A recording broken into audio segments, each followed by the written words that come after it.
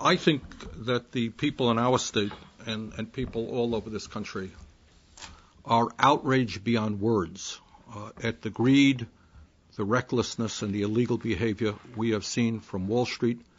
which has caused the most severe economic crisis in our lifetimes. And when you look at the many, many hundreds of billions of dollars that taxpayers have been forced to spend to bail out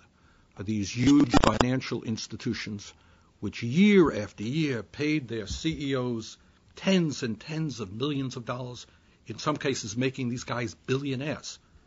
And then we find today that AIG,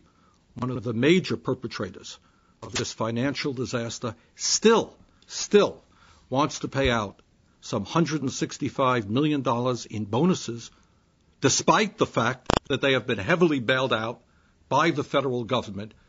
To my mind, and I think the minds of most Americans, this is completely unacceptable. As I have said before Secretary of the Treasury Geithner, I think the time is long overdue for a clean sweep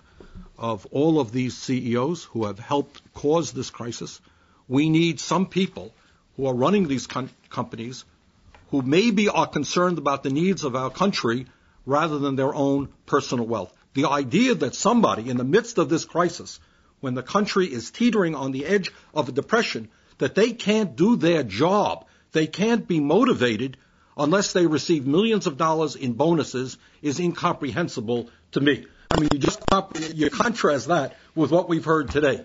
of dedicated child care workers who are working for $15,000 or $20,000 a year trying to protect the children of our country. They do their job, and these people, in the midst of the severe economic crisis, somehow can't do the right thing for the American people when they're being bailed out by taxpayers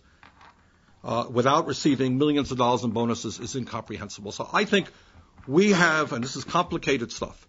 but we have got to look toward a new Wall Street, really changing